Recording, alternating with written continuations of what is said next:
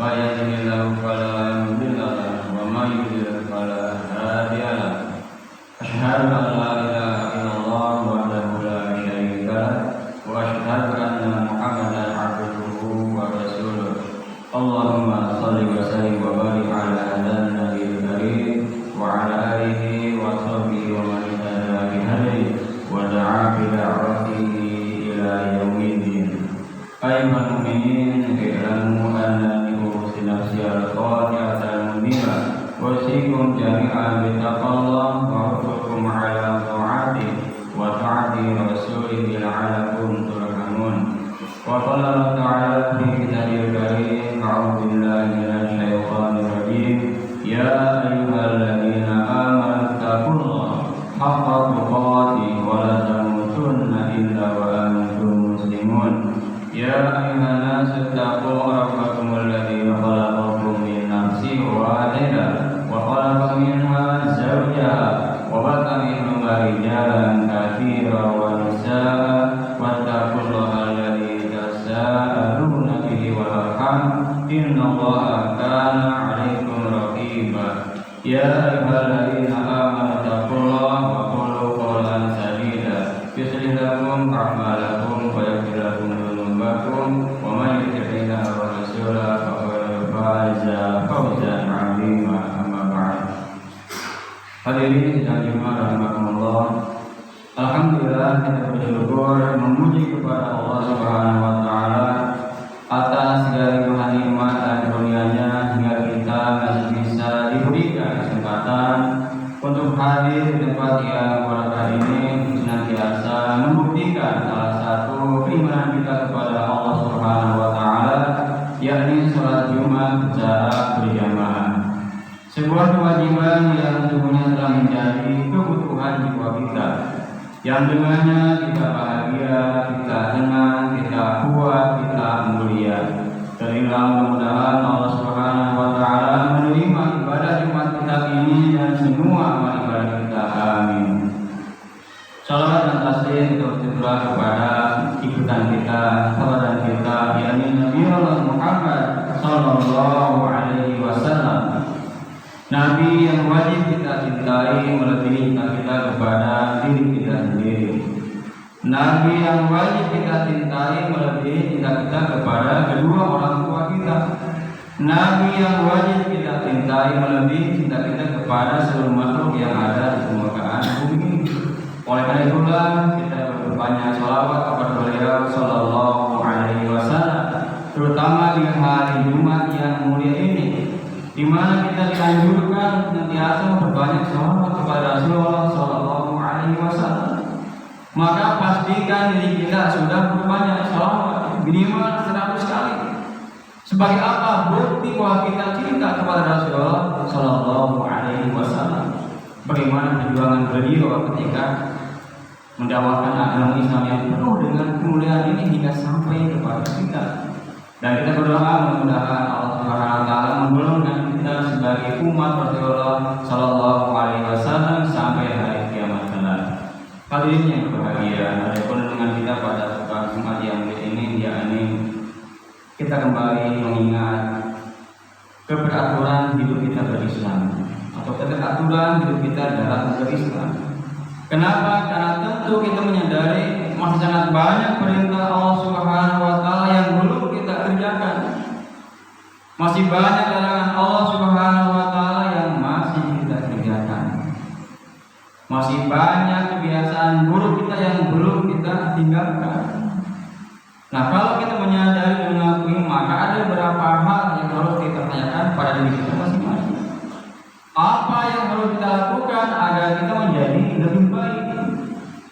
Apa yang harus kita lakukan agar kita menjadi lebih soleh dari hari ke hari? Ini yang harus senantiasa menjadi bahan evaluasi kita. Kenapa? Karena agama Islam itu harus senantiasa kita pelajari agar kita selalu ada peningkatan dalam ibadah kepada Allah Subhanahu wa taala setiap harinya. Ya ayyuhalladzina amanu taqullaha haqqa tuqatih wa la tamutunna illa wa antum muslimun. Wahai orang beriman, bertakwalah kalian kepada Allah dengan sebenar-benar takwa.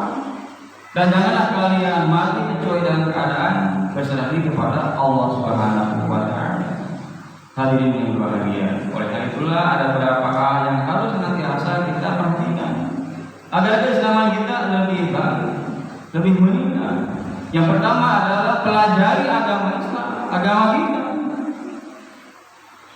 Kita semua sepakat bahwa ayat yang pertama diterima oleh Rasulullah SAW adalah perintah untuk membaca. Iqra, bacalah. Ini menandakan bahwa agama kita, agama itu adalah agama ilmu.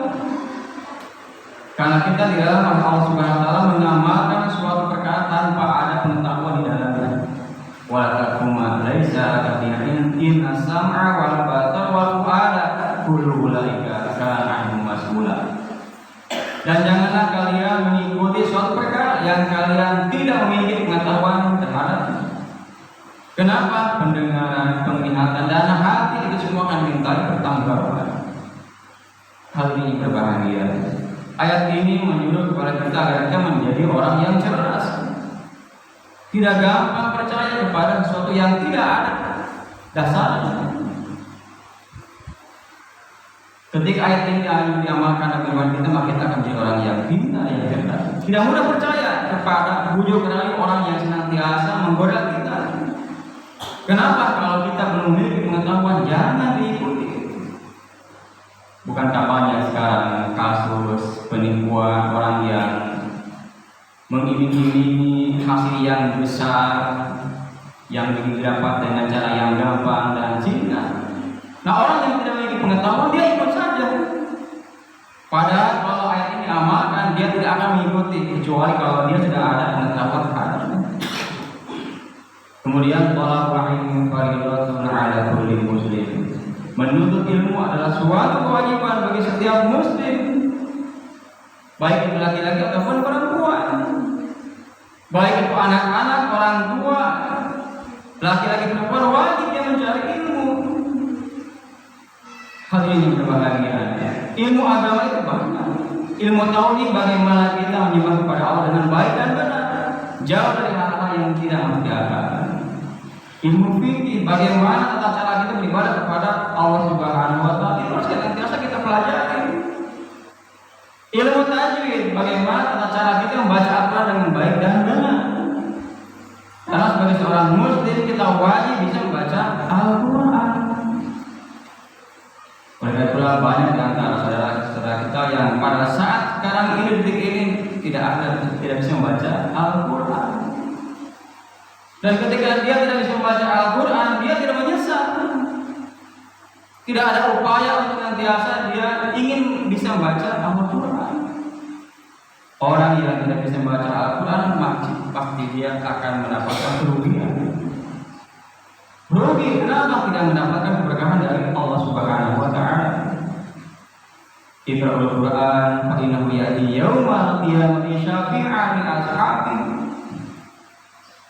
Bacalah Quran karena dia akan menjadi syafaat kepada yang senantiasa membaca. Iqra'uz Zahrawain Al-Baqarah wa surat Ali Imran. Bacalah dua buah bunga Al-Baqarah dan Ali Imran.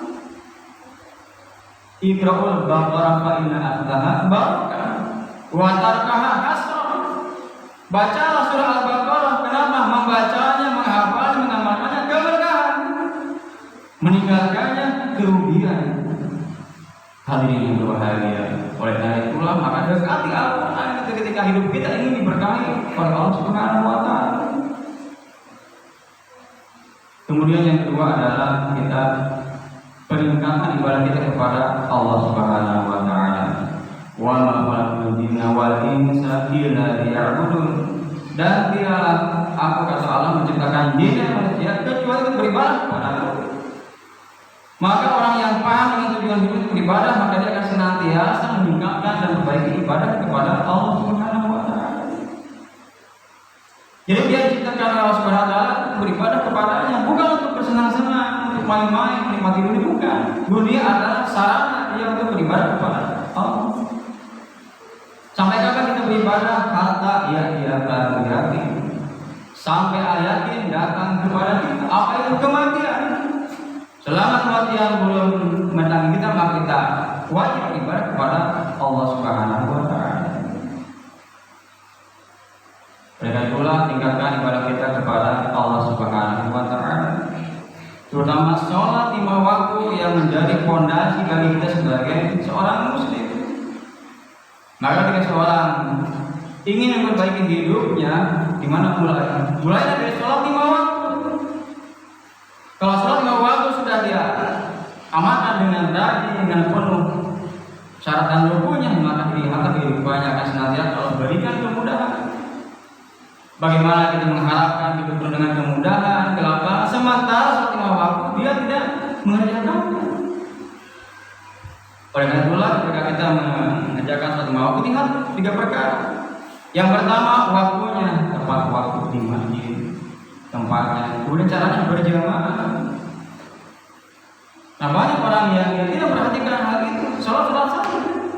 Mau tepat waktu, mau tidak, dia tidak peduli. Mau di masjid, mau di rumah, dia tidak peduli. Padahal ketika kita sholat berjamaah di masjid, sebelum kita sholat, langkah kita saja itu sudah mendapatkan pahala dari Allah Subhanahu wa Ta'ala. Semakin jauh rumah kita dari masjid, semakin banyak pahala yang Allah berikan kepada kita. Oleh karena itulah, maka perhatikan anak-anak kita, bekali mereka dengan pengetahuan agama, terutama sholat 5 waktu.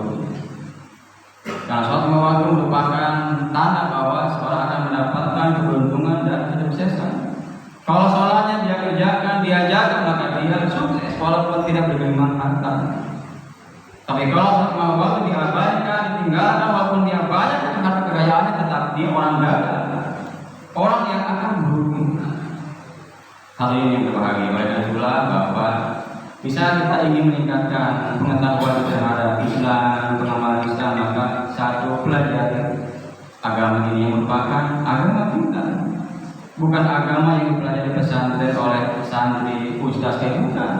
Agama Islam adalah agama kita semua yang harus kita pelajari, kita amalkan dalam rumah kita sehari-hari, sehingga Islam yang memberikan kemudahan, keberkahan agar senantiasa kita dapatkan hal itu.